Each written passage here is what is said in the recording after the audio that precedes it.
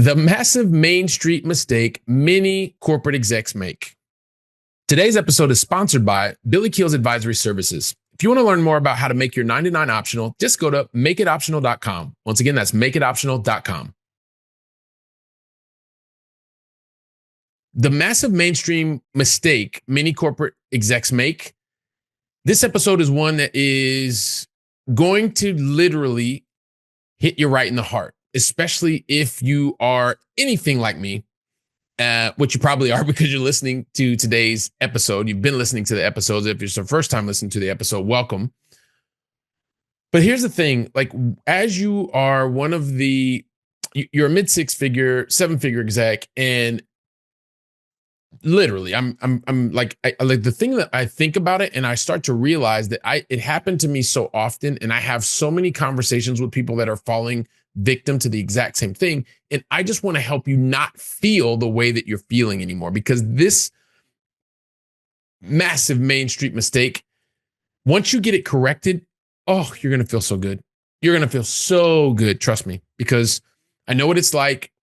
Having lived through this myself and talking to people constantly that would connect through LinkedIn or through social media, or maybe you're on my newsletter and you decide you want to reach out and you want to talk. It's the same. Going through your corporate life, it's one of the things that as you continue to be highly successful because you work harder than everybody else, you understand the importance of actually overachieving against your objectives, whatever they are, right? Whatever the line of business that you're in, whether you're leading large teams across geographies or you're running the top line through your company, meaning that you are in sales and you want to do it in a way that's profitable, or maybe you are running one of the expense lines in the company, or you're looking for efficiencies, or you're helping to cut costs out of the business.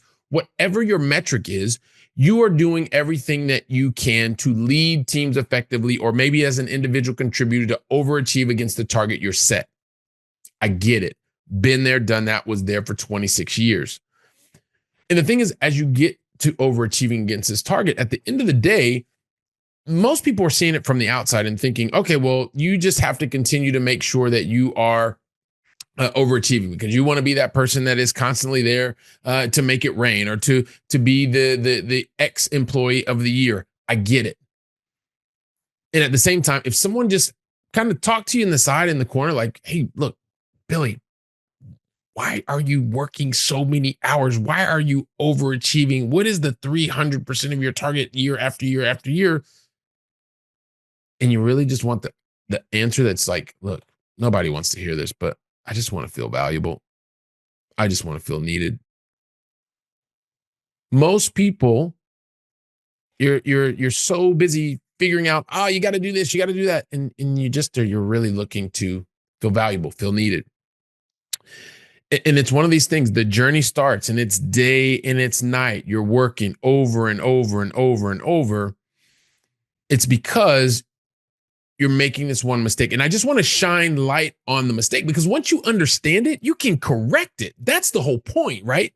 And as you're working tirelessly, as you're overachieving against the target, as you're burning the candle at both ends, you also start to get to a point where you realize that you are tirelessly running in this continuous rat race.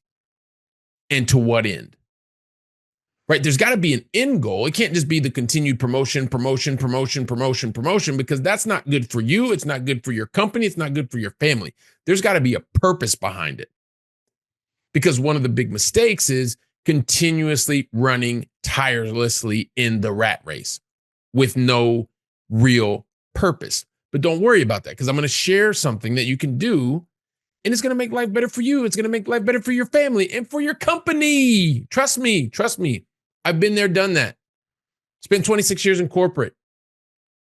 In the beginning, oh man, I was drinking the Kool-Aid. I was doing it all. Got to a point where, hey, listen, the Kool-Aid's still pretty good. And at the same time, life is for everyone else around me, family, friends, and my company. Because the thing is as others are, continuously at work, you start to realize you pick your head up every once in a while. And that's why you're listening to the podcast as you're driving down the freeway, or maybe you're on the subway, or maybe you're on your plane, or maybe you're on the train. But the thing is when you pick your head up, you start to realize there are other colleagues that are out there. And you know what? Yeah, they're working hard. And guess what? They're also working smart. Your colleagues, they're working smarter than you. But not too long, because you're listening here, you're watching, you know that you have the opportunity right now to not only catch up, but to surpass them. And I'm going to give you a couple things that I want you to recognize so that you can stop making this massive mistake that I see so many people. And I speak to so many people every week, literally every week. And it's the same mistake. I did it too. And it's not your fault. It wasn't my fault. It's by design. It's by design. But once you kind of see it, you can't unsee it. And that's what I'm here to help you to unlock so that you can start even living more fulfilled and more purposeful in every single thing that you do. Because see, once you realize that there's a POC, proof of concept, I talk about it all the time, you're going to get like, you're going to become a POC prophet as well. Because once you see it, you can't unsee it. And when you start recognizing that there are other colleagues who are no longer working tirelessly in the rat race, they are probably still working many hours and they're working smarter, but they're working with this one thing that I'll tell you about in just a second.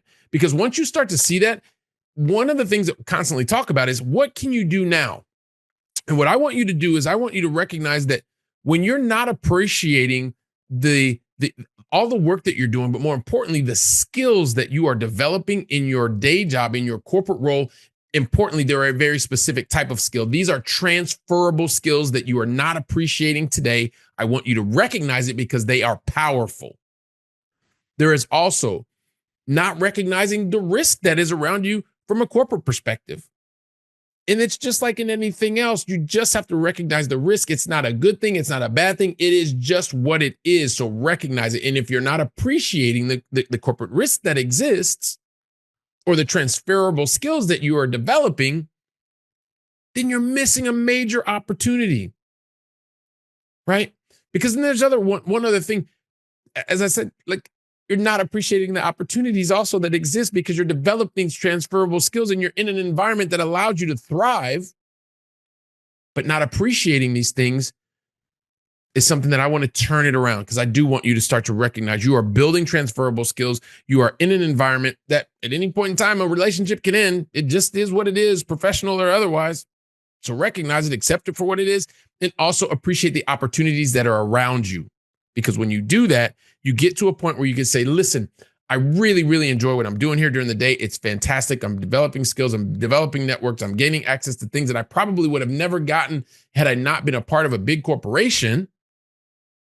And at the same time, well, you know what? There's also something else that you want to be able to do another skill that you want to be able to develop or utilize the skills that you already are developing during the day for something else that continues to light your light. It helps you to even find more energy, more brilliance, and the passion that you are looking for as you build something else.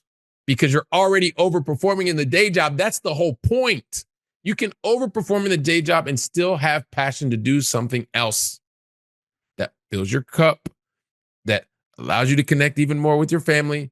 And guess what? Believe it or not, it's going to help to make you a better employee. That's the secret. Because once you get there, you are going to get to your goal. You're going to feel better about getting to your goal.